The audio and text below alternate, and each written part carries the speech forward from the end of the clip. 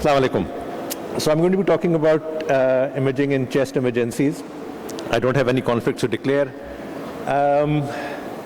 It's a huge topic. I have 20 minutes. So obviously I need to kind of ensure that I finish in those 20 minutes. So we're going to only be talking about traumatic injuries or traumatic emergencies. And of those, I'm going to only be talking about 3 which I see being missed very regularly and which have a real impact on patient outcomes. So we're going to talk about traumatic aortic injury, and pneumothorax and its various forms, and diaphragmatic injury. This is by no means an exhaustive treats on imaging the chest trauma, but we're just going to be talking very, very briefly about these 3 aspects of imaging chests. So traumatic aortic injury occurs whenever there is a significant deceleration. It's almost always due to road traffic accidents. It can be car versus car, or it can be car versus a pedestrian. Uncommonly, it can happen in falls. The mechanism is the deceleration. So the body is moving at a particular point, it suddenly stops, the bony cage comes to a complete stop, the soft tissues keep moving because of inertia. It happens more often in the brain when we all know about coup and counter-coup injuries, but it happens all over the body.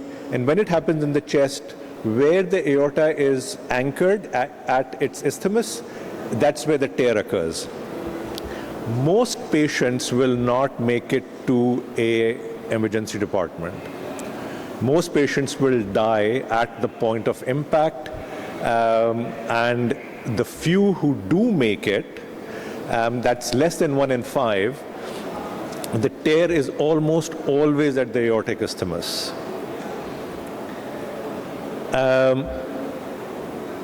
So we always call these transections. They're not transections, because if it is a true transection, the patient doesn't survive. So what is it? It is a partial tear, either a partial thickness tear or a full thickness tear, but a partial tear. If it's a circumferential tear, the patient does not survive.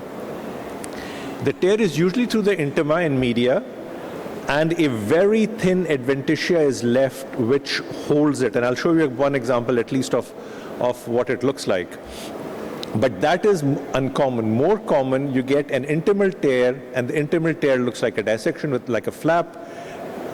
It's contained, there is a pseudoaneurysm, but there is no actual leak.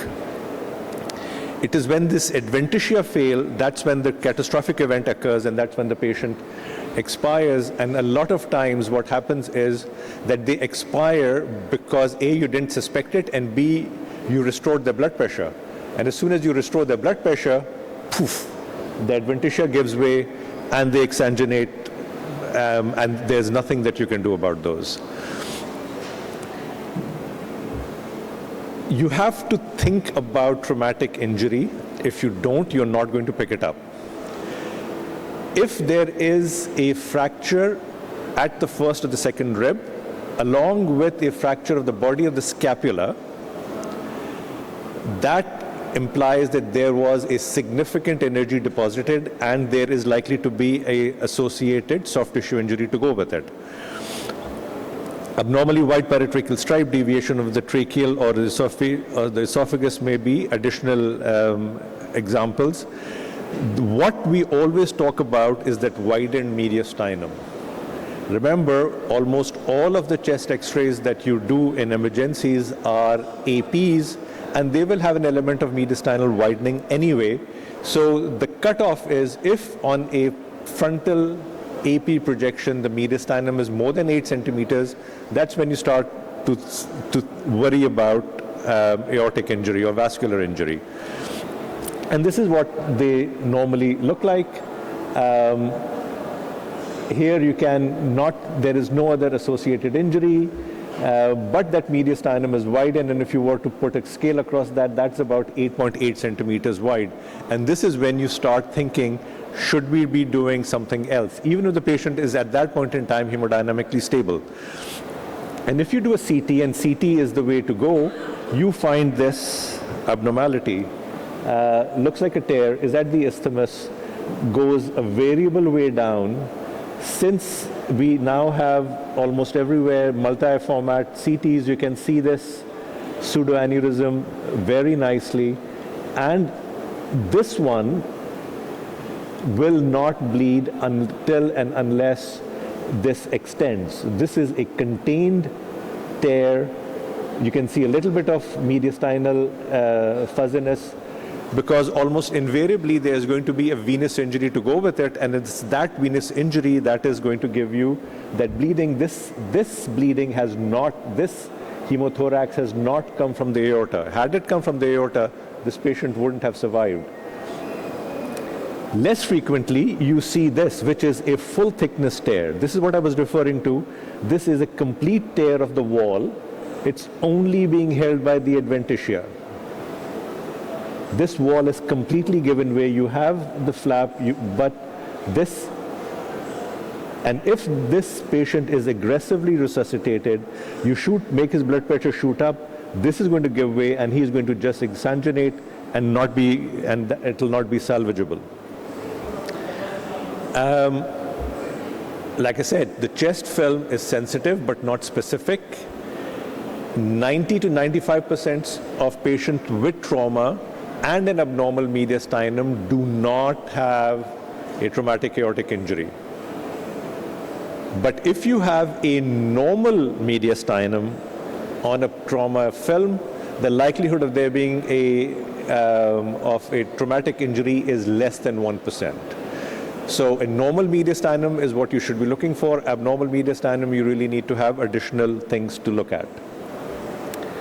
Pneumothorax, we all know about, simple tension open. The simple CT is more sensitive, where you can even see a small one. If a patient is going to get mechanical ventilation, make sure that you don't have a pneumothorax to begin with, because as soon as they go on the mechanical ventilation, that pneumothorax is going to increase in size. Just a CT.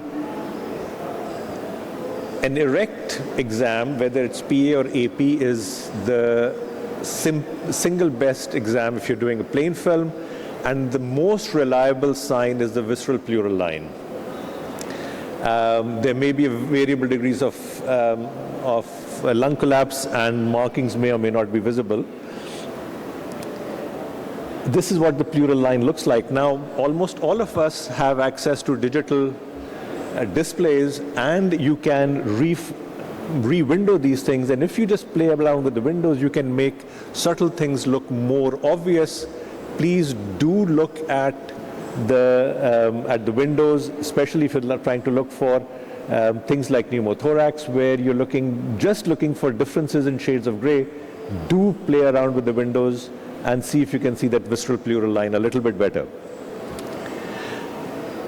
For the tension pneumothorax, it's increased pressure, and what it does is it not only collapses the ipsilateral lung, it interferes with the ventilation of the contralateral lung.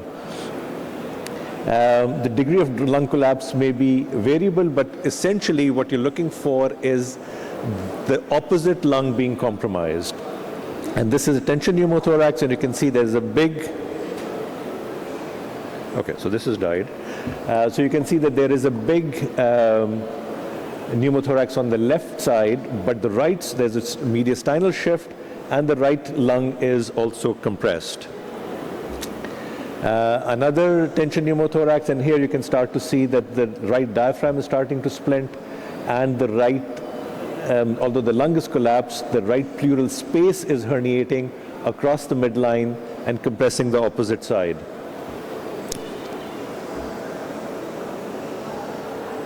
The supine view is where you struggle, and you have various signs that you might use, the deep circle sign, and the subpulmonic air sign. But remember, on supine views, even with pneumothorax, you may be able to see lung vessels going all the way across to the border. We'll talk about that. The deep sulcal sign is where you have air going down all the way into the costrophenic sulcus, and the sulcus looks really prominent. If that is happening, do think about a pneumothorax. Subpulmonic collections, also look at the lower edge. You can see the lateral edge, but the lower edge, if the lower edge starts to get visible, you also have, this is also a good sign on supine views for pneumothorax. And this is why you are able to see lung vessels if the air loculates anteriorly and the lung is aerated posteriorly. On a summated film, you will see the lung markings of the vessels going all the way to the surface. We'll just skip this. Pneumomediastinum is when you have ruptured alveoli, and it's almost always when you have a compression injury when your glottis is closed. And they appear as linear shadows in the upper mediastinum. The upper mediastinum starts to look a little bit dirty, and you might be able to see the aortic diaphragmatic junction. A better view of the same. And obviously the CT is a lot better at defining these. What I do want to talk about is tracheobronchial injuries, because this is when, these happen when the tear occurs within 2 centimeters of the carina. And you may get a large pneumomediastinum and persistent pneumothorax which does not respond to chest tube insertion. And these in the early phase may be very difficult to pick. This is one that we missed. This is a patient who had come in severe injury. We didn't actually pick up on the supine film that there is a right-sided pneumothorax. Luckily, the patient had a CT within an hour of this, and you can see that there is complete transection of the right main bronchus, and there is pneumomediastinum. The air within the lung hasn't been reabsorbed yet, so it hasn't really gone full hog, and this is what it looked like a couple of hours into it when the lung air had been completely absorbed and there is now an obvious pneumothorax. So do look out for these things. They can be devastating, and this injury, unless repaired, will give rise to a completely dysfunctional lung. Diaphragmatic injuries occur not uncommonly, usually left-sided, but may occur on the right side. CTs are better, chest is not as good. The heart signs include the nasogastric tube going in a funny direction, and indistinct diaphragm with pleural effusion. Remember, not all hollow viscous above the diaphragm, or what looks like a hollow viscous above the diaphragm, is a diaphragmatic injury. So this is a patient we actually did pick up on this one that the NG tube is going in a funny direction. It goes down and then comes back up. This is a better view, and you can see that the diaphragm, that the NG tube goes down into the stomach, and then the stomach, the fundus of the stomach is actually lying in the lower chest. This is the same patient a couple of days later, and this is his CT scan, and you can see that viscous, the diaphragm is pushed up, the hollow viscous is all the way in. Sometimes they look really odd. This is an example of and you can see that there's a liver laceration, but the liver is actually lying in the chest, and this is an uncommon but does happen, a right-sided diaphragmatic injury. Note of caution, this was interpreted as a pneumothorax. They tried to put a drain in. Nothing came out. They stopped. So this is actually a diaphragmatic injury with what they're trying to ventilate or drain is the stomach. The tube is, thankfully, didn't go very far. So to conclude, if you don't look for them, you will miss them.